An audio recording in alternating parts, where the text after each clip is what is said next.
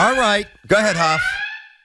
All right, so Aaron Rodgers has said many things, and he just confirmed just now that he's made the decision on Friday that he will be playing for the Jets, that he wants to play for the Jets. He was 90% ready to retire, but he made it official Friday that he decided he wants to play for the Jets. Now it's just about compensation with the Packers. That's what it comes down to. What a stutter. I'm stunned. There you go.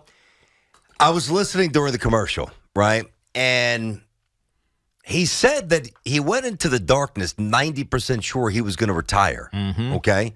And 10% he was going to play. And he said when he came out of the darkness, he sensed that something changed.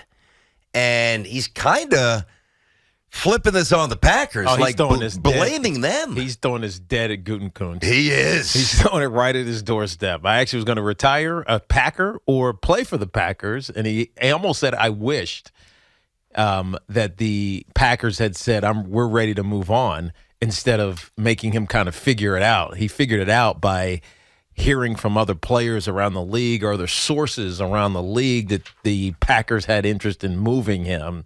And they weren't open about it. He says, I'm an in-your-face guy. Not in your face, but you know what I mean?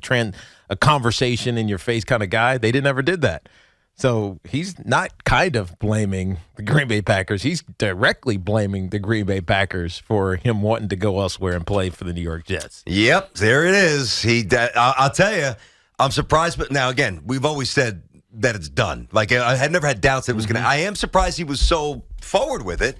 He flat out said, I want to play for the Jets. There you go. There it is. 877-337-6666 is the number. Of course, now Jets Twitter is involved. Oh, God. What are they doing? What are they doing? I'm not looking at it. All right. They've got the eyeball emojis, right? And then they've got Leonardo DiCaprio sitting on a chair. What movie? With a Departed? No. Much more recent. I don't know why I'm forgetting the name of the movie. Much more recent than that. Drinking a can of beer, holding a cigarette with a Jets hat superimposed, pointing at the TV. Come on, Jets. Would be a little better than that. That's Wolf of Wall Street? No, it's the Quentin Tarantino movie. It's I'm blanking on the name of it right now. Something like Last Night in Hollywood, something like that. Yeah, no, it's great. Okay. So, I don't know if the Jets need to engage in that, if the Jets' official Twitter page needs to do that, but we can do that. So, anybody have a heater? We can light it up and celebrate. Anybody got a beer? Let's go. Rodgers is coming. Once Upon a Time in Hollywood. That was with Brad Pitt, too. There it is. Yes. Yeah, that was good. That was a good flick. I think we watched that during COVID. I definitely did. It was a good movie. Definitely did. All right. So the show is coming. Some might say the circus is coming. It's all coming. 877-337-6666. As I've told you for the last 2 months. Let's get Adam in Center Reach. Adam's on the fan. What's happening, buddy? How are you today? Hey, guys. Well, I'd say first time, long time, but I guess I should say first time as long as you've been on the fan time. Okay. I'll take it. Yeah, I didn't used to tune into the National, but I love you guys. Thank you, man. So I actually called with a Rodgers question and a Beckham question, but, in regards to what just went down, I guess I'll just say congrats to Jets fans. For those who wanted them, I'm a Giants fan personally, so congrats to my Green brothers. Yes. Thank you. We will take that. No problem. Now, as far as Beckham, just because you were talking about him, as a Giant fan, we always hear about the chance of him coming back. Personally, I don't want him. I know I sound like one of those cranky people who didn't want Rodgers because of his personality, but just everything from back in the day with the craziness and the dog being on the field and the kiss in the net. Yeah, I think all that is gone. Just as an aside, I think it's gone, but you don't really fully know. You don't ever really know. My thing that makes it worse is I'm not even so much worried about that. Guys have fun on the field. Yeah. I don't want it to be the no fun Yeah, they league. do what they do. But he disrespected Eli and the team when he left. Okay. He went to the Browns, and he literally cried his way out of there. He had his daddy posting videos about how he wasn't getting passes to him, cried his way out of that team, And then, when he went to the Rams, he had success, but he was already a really good team, so he was happy. To me, he's one of those guys. If he's winning, he's happy. Yeah. But when you're losing, if he's winning, he's a bad teammate. If he's winning and contributing, then he's happy. That's what you're getting at, Adam. So I mean, you're right, and appreciate your call. But I mean, I don't think he's the right fit for what the Giants are doing right now. I mean, could he come in and fit with the Jets? Maybe, but. Honestly, for the Giants, the number is just not. It's no way that they can do that. And in order to do it, they'd have to put out a 3 or 4 year deal, and it's not worth it for Odell Beckham. Can I just say something to all the Jet fans who aren't sure about this? And I think there's still a fair amount of you out there that didn't want this, and I respect that. I mean, we have all these different discussions. You want to do this, I want to do that. I want to do this, you want to do that. We don't always agree. I get it, but just for a moment, all right? Just for a moment, embrace the possibility. And honestly, for a moment, just put to the side the fear of getting hurt again. Put to the side myriad failed draft picks and bad free agent signings and coaches who couldn't coach and GMs who couldn't, construct a team if you gave them 50 men on the roster and had to add 3 more ancillary pieces. Just for a side and for a moment, push aside the irrelevance and the self-loathing just for now. I don't know if he's throwing 40 touchdowns at the Jets. That's not about that. Just for a moment, please, can you embrace the very realness, finally? Now we can really talk intangible stuff instead of, kind of tangible. Just embrace the fact that the Jets have one of the greatest quarterbacks in history. And let's just go from there. Can we just go from there? Don't worry about Zach. Don't worry about the backup. Don't worry about plan B. Don't worry about who they're drafting right now. Don't worry about Hackett. Don't worry about who they're bringing in as free agents. Lazard, this guy, he wants that. Just forget about all that. And can you please find a little place in your heart and your brain to enjoy something that's pretty freaking cool? Aaron Rodgers just said he wants to. Not that he's being forced to go to the Jets. He wants us. Now, maybe I'm playing this up too much. Maybe it doesn't work out. No bold declarations. I don't know what's going to happen in September. I don't know. But I know in the middle of March that I am absolutely stoked that this guy's going to come and throw the tightest spiral that stadium's ever seen. Let's go. Yeah. Just enjoy it. Technically intends to play for the Jets, whatever that means. But it is. No, you're right, BT. From an on-paper standpoint, this makes the Jets really, really interesting. Now, once we get to September, then we'll know. Yep. Then you'll actually have a chance to evaluate it and then change your opinion or stick with your opinion, whichever way you felt like it was going. Yeah, just enjoy when the schedule gets released and the Jets have 5 primetime games. Just enjoy it. Enjoy the ride. Jay's in East Brunswick. What's happening, Jay? How are you? Hey, guys. Big fan. Listening Thank you, to man. you guys a long time. What's up, dude? So I got 2 quick ones. One on Lamar Jackson, but I'm going to start with the management at Green Bay. So for Rodgers, they've screwed up Rodgers the last 3 years. I mean, no one is talking about how bad the management has been. I think Jordan Love he's not even a good backup. You watch this guy play, he's going to be a gym teacher in 2 years. I don't think this guy's good at all. They lost that.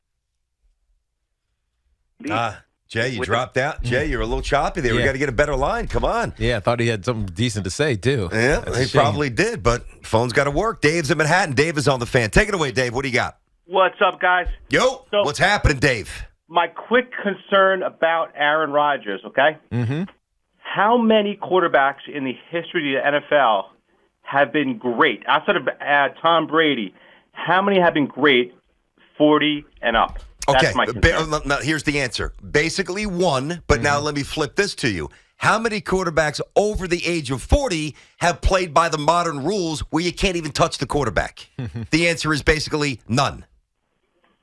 Yeah, I mean, that's a good point, but you still have to have the ability. You sort of even Tom Brady at age 44, 45 started declining, and he's a physical specimen, right, with his diet and everything he does. Yeah. I'm concerned that he's turning 40. And I get the rules have changed. You make a great point there, but I'm still very worried about a guy at this age. And last year, he wasn't great last year. He had no supporting cast. I get it. Yeah. 2 years ago, he was great. But 40 seems to be that magic number where quarterbacks, athletes seem to decline. And that's my concern is, will he be the second in NFL history? I don't know. I mean, quarterbacks, athletes don't play to 40. Let's just be honest. Like, Yep. I mean, maybe LeBron James is going to play over to 40. But hold on. We're going to watch two of them suit up for the Mets this year, basically, who are two of the best pitchers of all time, in Scherzer and Verlander. I think there's been precedent in baseball, though, right? Yeah, Nolan Ryan more so pitched than to others. his 44 Top Seaver. No, I get it. But so if you're elite and you're great, you can do it in baseball. Really, just as a pitcher. I guess there was a couple of ball players as well. Dave Winfield played to his life. Yeah, I get it. But like Ricky did. True. Diet has changed. The rules have changed. The awareness of the body. I mean, science has changed. I mean, his age is not what I'm worried about. I'm not worried about that at all.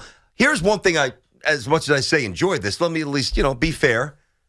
When you say I was 90% retired, that means you were pretty close to saying, all right, I'm out, man, which means you mentally check out, but also physically check out. And he even said with Pat, I didn't even start my off-season workouts. Now, I'm not worried about that because he's a quarterback. He's got one of those, elastic arms. He's fine.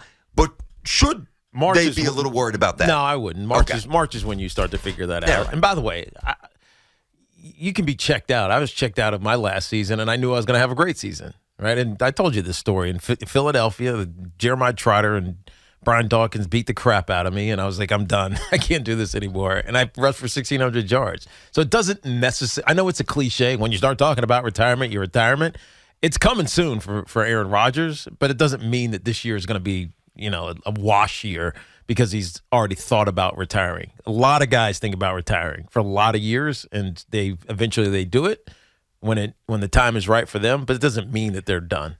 Teak, I have heard a lot of things over the years about all of our teams. And, I take pride in knowing, I'm not going to say everything, nobody does, but quite a bit about these teams that we talk about every day. I love sport. I truly love sports, right? I love everything about sports. There's certain things that annoy me as I've gotten older, but at my core, I love it. You know that. I don't think I have ever, I heard something today. I don't think I've ever heard in my life. Mm-hmm. I want to play for the Jets.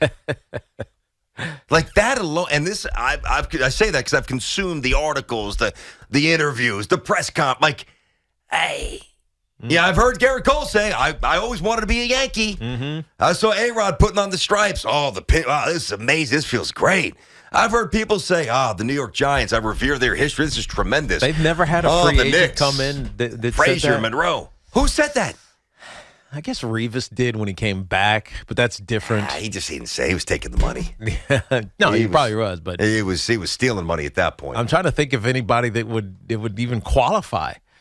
Yeah, like a great that came here. Curtis Martin, yes, but that was more because of Bill. Say that. Curtis Martin didn't even love football. How many times have we talked to Curtis? He didn't even really like football. That was Bill.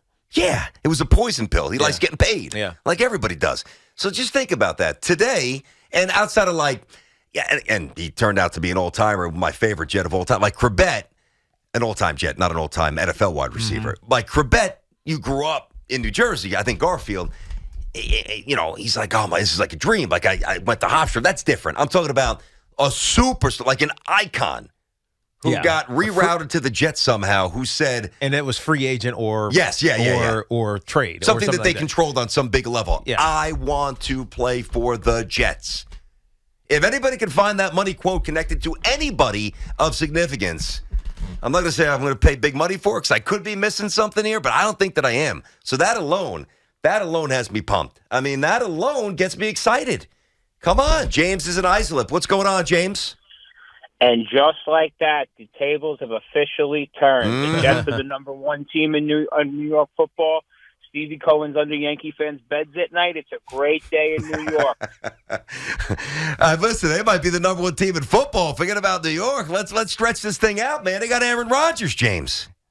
Oh, it's a great thing. It's a great thing. And the best part about it is he's coming here pissed off. He's not coming here for a check. He's coming here because he's angry at the Packers. Yes. James, that is a good point. Because we've talked about this a million different ways and sideways for months now here on the show, right? And one of the things, because I've harped on a few things, one thing that I've always harped on for those who worry about how committed he's going to be, greatness is not in the business of being embarrassed. Mm-hmm. And it's the revenge tour, and he's going to come in here and he's going to look to shove it down the Packers' throat. and make them look bad. Between the thing that he does with the what is that thing? The double check thing. Yeah. That's coming back. Commercials There's no coming way. back. I don't think that's coming back. Guaranteed he's going to do it his first touchdown in MetLife. Guaranteed he's doing it. Guaranteed he's doing it. That'd be great. He's doing it. He still does it a little bit for the Packers. He's going to do it here. It's coming.